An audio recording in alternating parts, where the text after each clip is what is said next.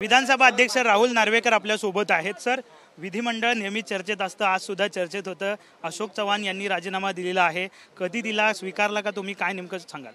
विधिमंडळ चर्चेसाठीच असतं। अशोक चव्हाणजींचा राजीनामा आज मला प्राप्त झाला, त्यांनी स्वतः तो माझ्याकडे दिलेला आहे आणि तो मी स्वीकारला आहे। या संदर्भातलं गॅझेट नोटिफिकेशनही इश्यू झालेला आहे। सर, दुसरा असा प्रश्न की काँग्रेसचे अजून काही आमदार जे आहेत ते सुद्धा राजीनामा देतील असं चर्चा आहे, त्यांचा काही पत्रव्यवहार तसा आलाय का तुमच्याकडे? काय सांगा? माझ्याकडे केवळ श्री अशोक चव्हाण यांचा राजीनामा प्राप्त झाला आहे। या व्यतिरिक्त अद्याप माझ्याकडे कुठच्याही इतर विधानसभा सदस्याचा राजीनामा प्राप्त झालेला नाही।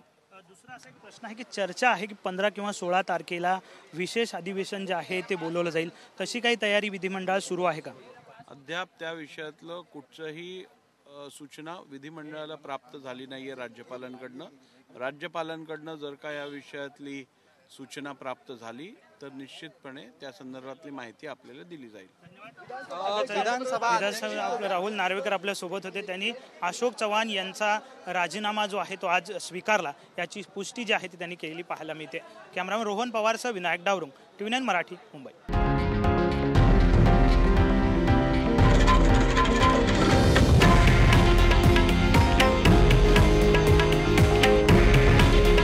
हे आहे देशातील नंबर 1 न्यूज नेटवर्क आणि आपण पाहत आहात TV9 मराठी।